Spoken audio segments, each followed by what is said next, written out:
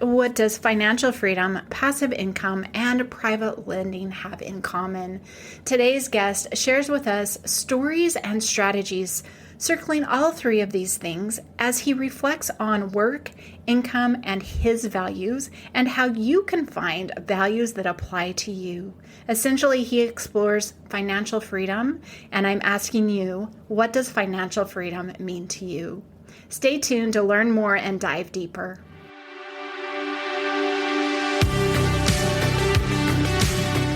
Welcome to Wealthy After 40, where I help you turn retirement uncertainty into a clear, actionable plan. If you're thinking about retirement but feel unsure whether it's even possible, I understand. The gap between where you are now and where you want to be can feel overwhelming, but it doesn't have to. Hi, I'm Daylene Higgins, founder of Elevate Finances and your personal financial coach. Having retired at the age of 50 and have enjoyed over 2 years of retirement bliss, I'm here to help you create your retirement dream and make it a reality. No more wondering, no more guessing, just taking action and building a future for yourself. Join me each week as I guide you through essential topics such as budgeting, cash flow, lifestyle planning, debt and savings, insurance, Medicare, and Social Security. Together, we'll build a strategy to help you achieve the retirement you've always desired. It's time to shift from uncertain to unstoppable and make your retirement dreams a reality. Hey listeners, before we dive into today's interview, I want to share something with you that can help take the guesswork out of retirement planning. I've created a free checklist to guide you step by step based on how close you are to retirement. It highlights exactly where to focus your attention so you can confidently prepare for your future one step at a time. Download this checklist now down in the show notes below or on my website, elevatefinances.us/retire now, and take the first step toward retiring with clarity and confidence. Welcome to the episode. I'm excited to speak with Jim Manning. And so, Jim, tell us a little bit about yourself and what sparks your passion. Hey, thanks for having me on the podcast. I really appreciate it. I grew up with a Jesuit education that the Jesuits pounded in your head, hey, be a man for others.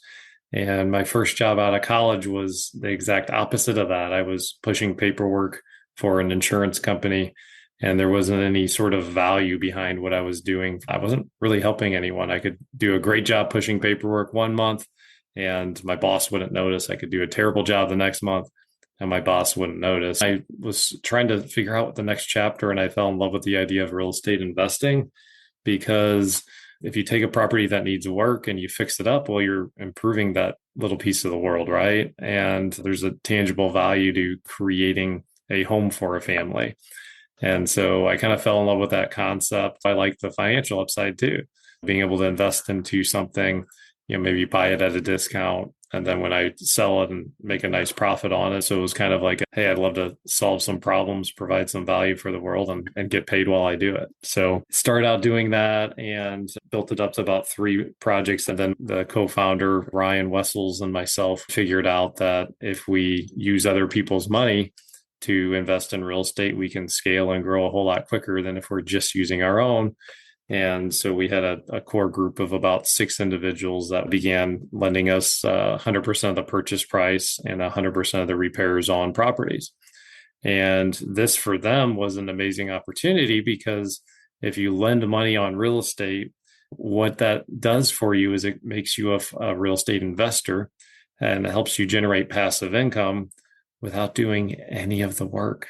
So all the things you see online about how amazing passive income can be through real estate, well, it's a strategy called private lending. That actually is, in my opinion, the most passive and the best way to get passive income out of any of the other strategies I've ever seen. It involves just stroking a check and then letting someone else do all the work for you. And so we built it from there. At one point, we grew the company, the amount of flips we were doing, up to, I think, about 250 homes that we owned in 2017. And we've done several thousand deals since. The financial partners that we brought on, it's, one of our kind of claims to fame, so to speak, is that it's been 100% success rate at generating these individuals passive income and what we've promised them, regardless if the deal was a winner or a loser. So that's kind of the history of the career. The interesting thing that happened to us, though, was I remember we end up running into a partner. His name's Jason, and Jason said, "Hey, I have a home ownership program that I'm doing. Would you guys like to help people be homeowners?" And I remember thinking, well, yeah, that's kind of cool, giving someone a shot that maybe otherwise wouldn't have it. Let's do it. And then a year goes by, and I'm talking with a friend who starts to outline all the reasons why homeownership's amazing.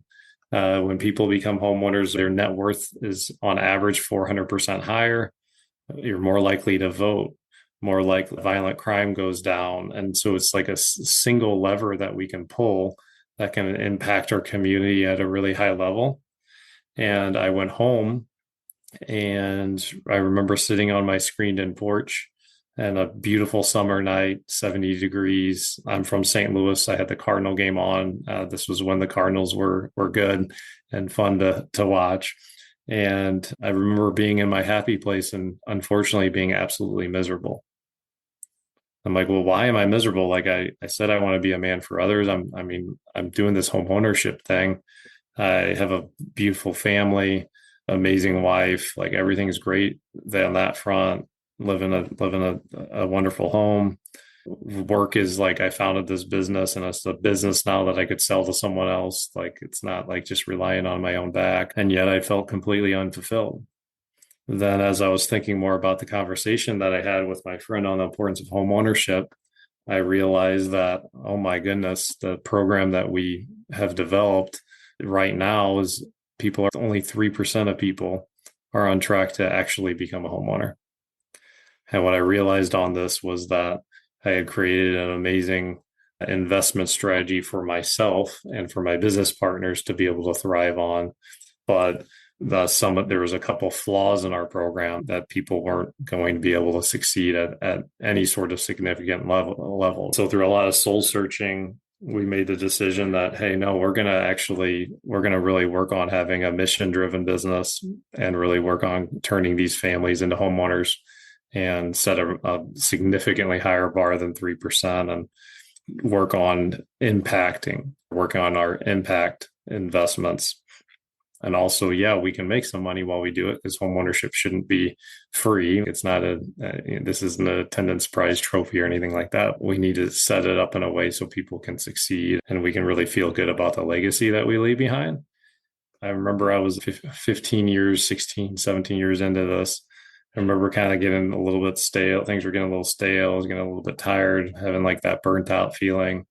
And then now, as it's shifted, I feel like I'm like a 20-year-old kid again.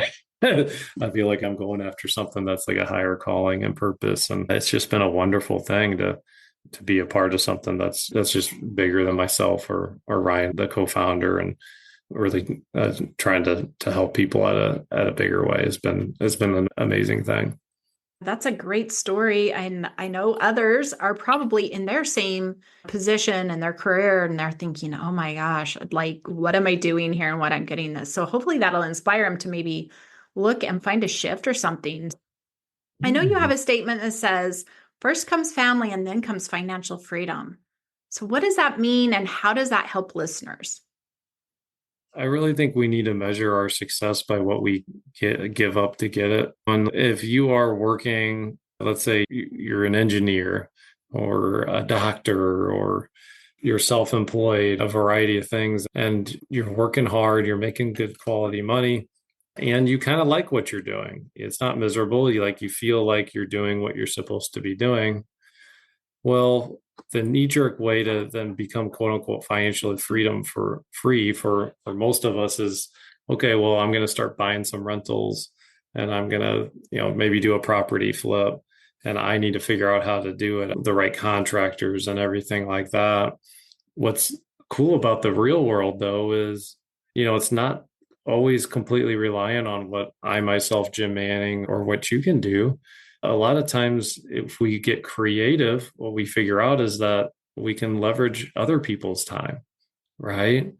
And so, like I mentioned, the private lending is an amazing strategy. So if you decide, hey, I really like what I'm doing, I'm making good enough money to have a surplus to invest, well, why not put my money to work for me rather than me be the one that ends up doing all of the work? And in that case, becoming a private lender is it allows you to be a real estate investor with just stroking a check and then not having to figure out all the things that it takes place to be a successful real estate investor, right? And then generate some passive income and let other people do the work for you. So the importance behind that is if you know what you're doing as an investor, you probably can make a higher return doing all the work yourself. But is it worth it? Is it worth having a second full-time job to be able to put this into place? Is it worth missing kids' family events or missing weekend basketball games for your son or daughter?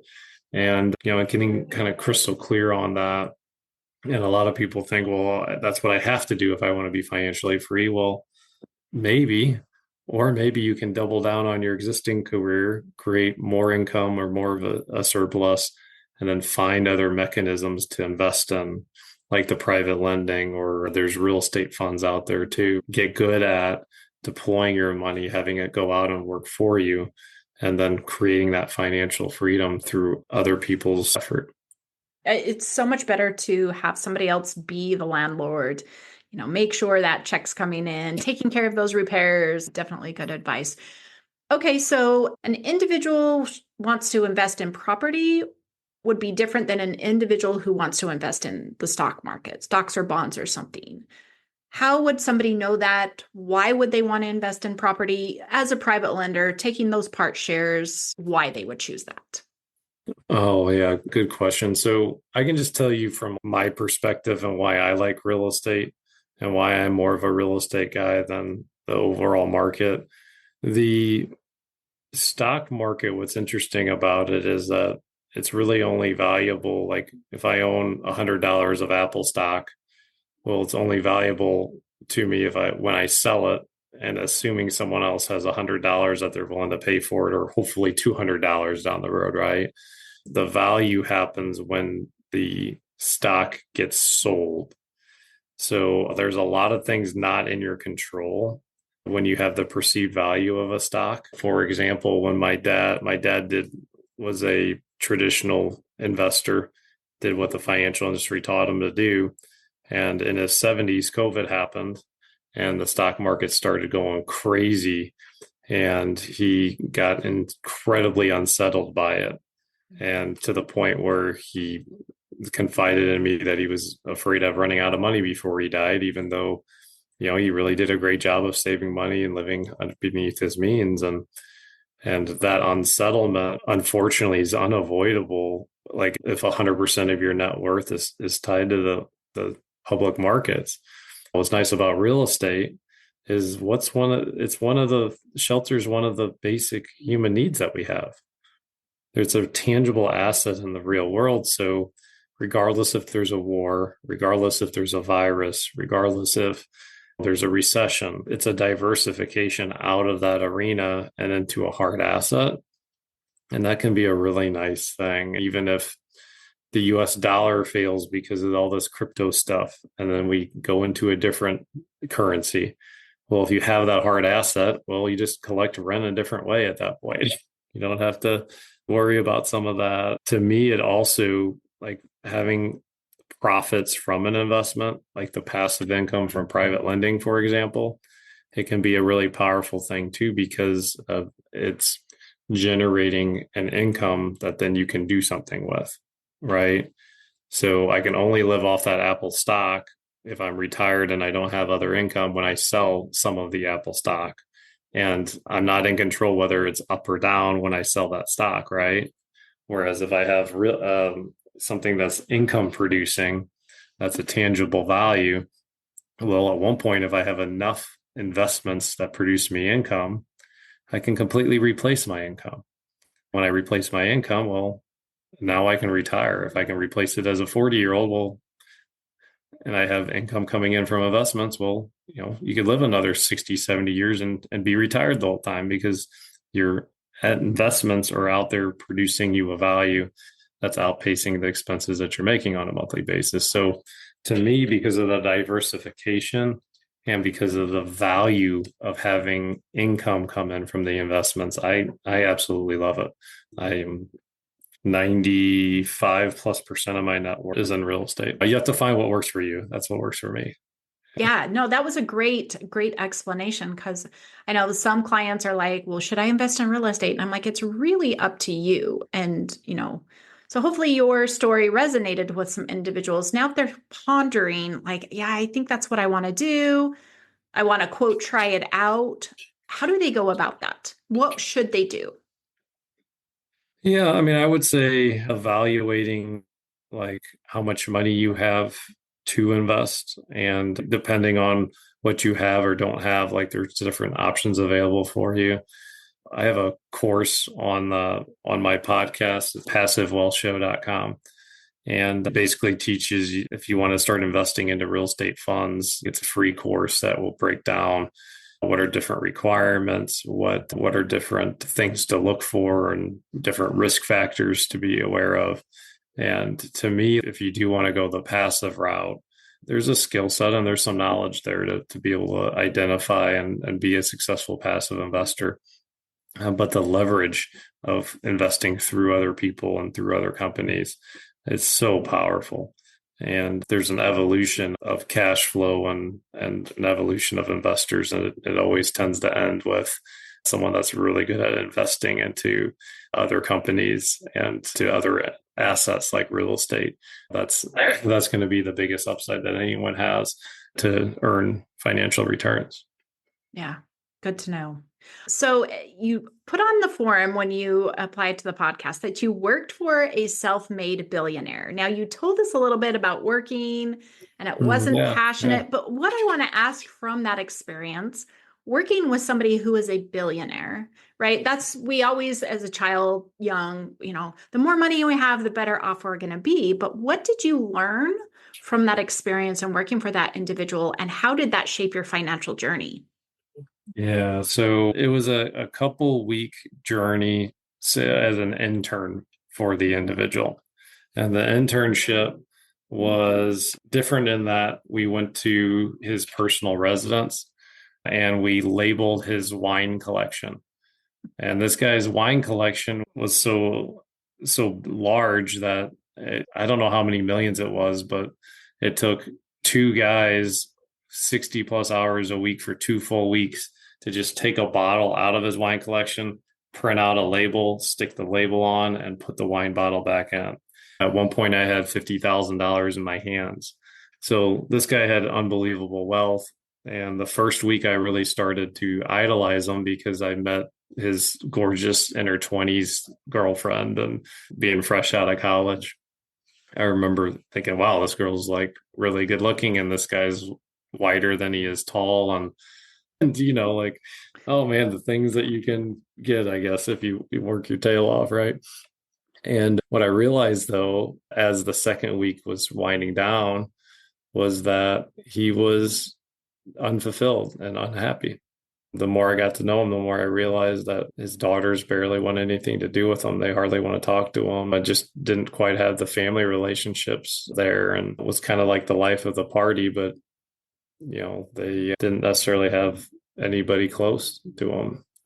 And what I realized in that was that the dark side of entrepreneurship and starting your own business is like you can succeed and succeed at a big level, but like at what cost?